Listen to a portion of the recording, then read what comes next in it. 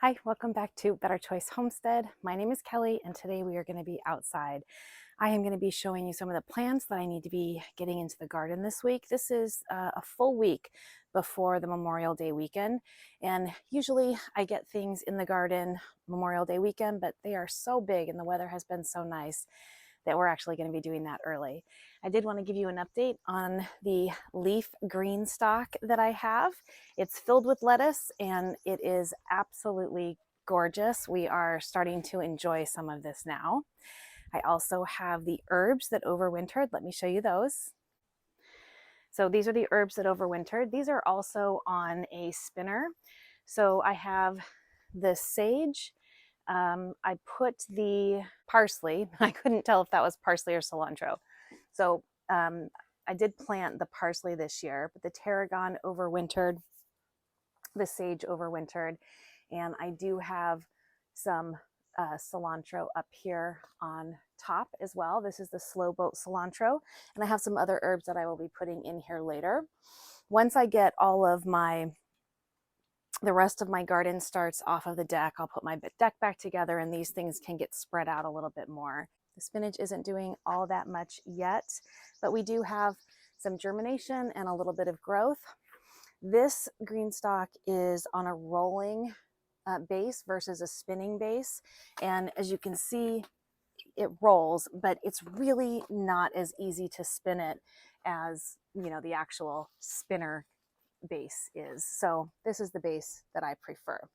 I have a whole lot of plants to get out. I have peppers. I have some huge tomatillas, a whole bunch of tomatoes, basils, herbs, kale, eggplant, just a ton of plants that I need to start getting out into the garden this weekend. And what I wanted to show you today was what that garden looks like. I've mentioned in a prior video that I live currently in a home in a city neighborhood.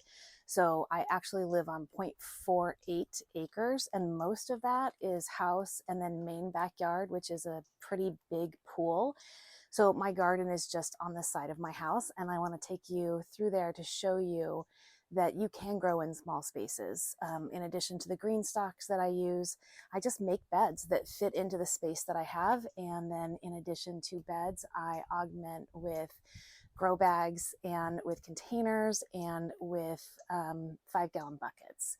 So I'm going to take you through and just give you a quick tour for today's video on where all of these are going to go. All right, so stepping out of my house, the deck I was just standing on is up here. I have a birdie bed here. This is I think it's 2.5 feet by 8 feet long. And in here, I usually do cucumbers and my zucchini rampicante, things that I can grow up a trellis. So this trellis goes down over to the other side. And on the other side of this bed, I have my blackberry bushes. So I have blackberries inside here. And then halfway down, they turn into raspberries. So we've got blackberries and raspberries in here. And against this wall, I have another 8 by 2.5 foot long bed. And this is my strawberry patch. On the other side of the trellis that holds the berries, back here, I have my elderberries. So I have 2 nice elderberry bushes here. This is their first season where I think that they will produce for me. I think this is their 3rd season. And then in between I have some hollyhocks and some other types of flowers planted. Now we're at what I call the top of my garden. So we were just looking over here at the berries and then the elderberries up here. And then I have this section of the garden sectioned off with a cattle panel all the way down. It's about 130 feet down. That's to keep the dogs out. So in this first bed here, this is my asparagus patch. These are my asparagus is 4 years old at this point.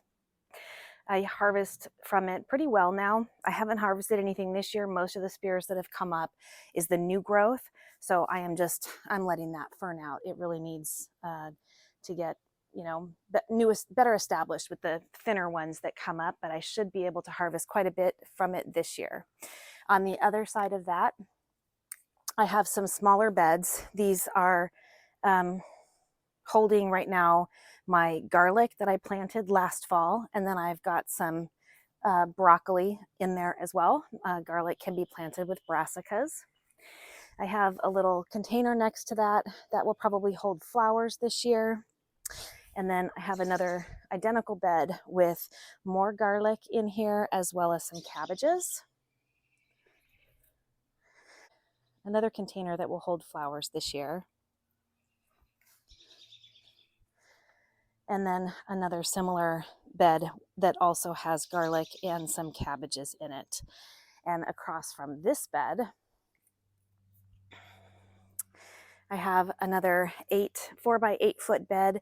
And in here, I have a lot of brassicas and onions. So I don't know how well these brassicas are going to do.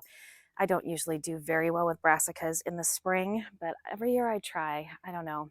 We'll see if I keep doing that. I also have a volunteer lettuce that came up here this year from last year. And then down here, I have my chives. And as you can see, I'm going to just be loaded with flowers here pretty quick.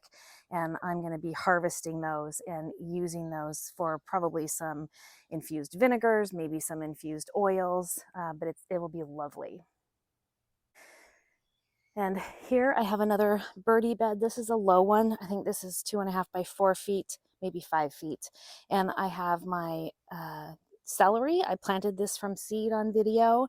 It's doing wonderfully. And then in front of that, I have some carrot seeds as well. And then this garden just keeps extending all the way down. So in this first bed here, I've got some more onions and some more brassicas. And in the next bed, and then in the front of this bed, this is where I will put some tomatoes, and I trellis my tomatoes up.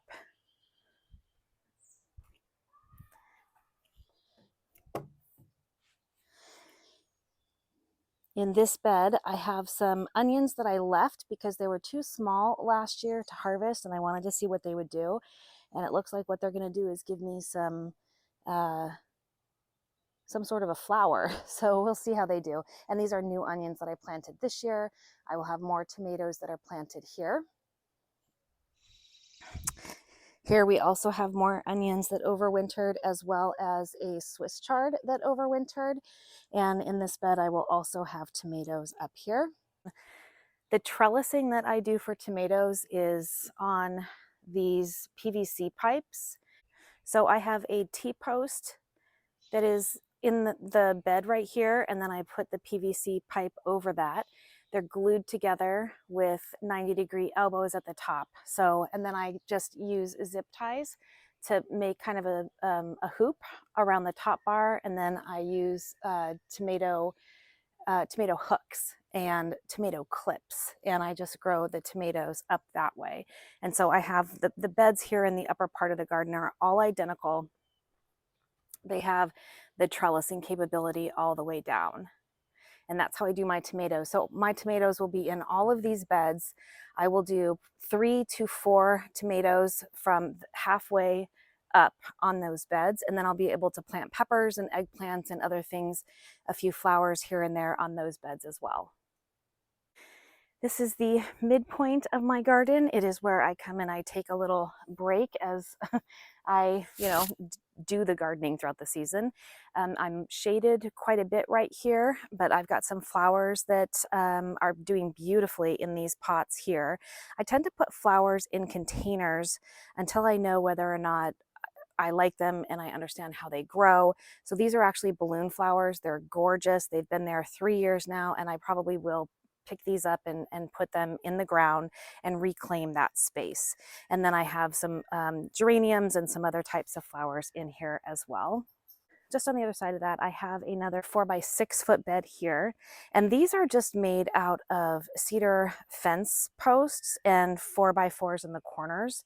I found that to be a really easy way for me to make a whole bunch of beds. And because this is really shaded right here, I filled it with some elecampane. I'm not sure if that's how you pronounce it, but they're okay in partial shade. And last year I planted them and they didn't really do much last year, but they are certainly doing something this year. So I'm excited to see what the flowers on these look like. This is also medicinal. And this is my bucket mess. So before I made the beds, I started in buckets and I grew absolutely everything in buckets. There's upwards of 100 buckets right there. And I didn't like the orange from Home Depot or the blue from Lowe's. So I actually spray painted all of these a green and I stenciled some flowers on them with some yellow paint as well. And they were kind of cute. But I still use these and I will still use these this year as well. And what I do with these is I will put them under my hanging baskets that I have run drip to, because the hanging baskets don't hold a lot of water and then it just kind of pours out the bottom. And so I'll be growing things in these buckets and they will be watered, not on drip itself, but the drip that comes out of the hanging baskets. And now we are at the lower part of the garden. And so I have these 4 by 6 foot beds. And I've got a little cattle panel trellis here. So I'll probably put my tomatillas. I have 4 tomatilla plants. I'll probably put 2 in this bed and 2 in the next bed. And then, in the bed itself, I'll intersperse eggplants and peppers and things like that. I make great use of containers as well. So this here is lemon balm. I have 2 containers of lemon balm. I have a beautiful container of oregano right here. And then I have some containers that I did some annuals in last year. And I have some more herbs that I will be putting in there to establish for long term.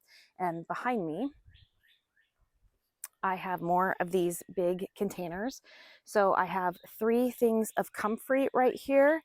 And in this first one, it's sharing a pot with some sage. And in the next one, it's sharing a pot with some thyme. And then this pot right here, this is mint. So a lot of herbs in containers. Then on this fence right here, this is just a very skinny long bed that I have here. Last year I grew Malabar spinach in here and then my pole beans down here. I think that I will do Malabar spinach in here again and drying beans down here this time. I'm going to move my pole beans up closer to the house this year.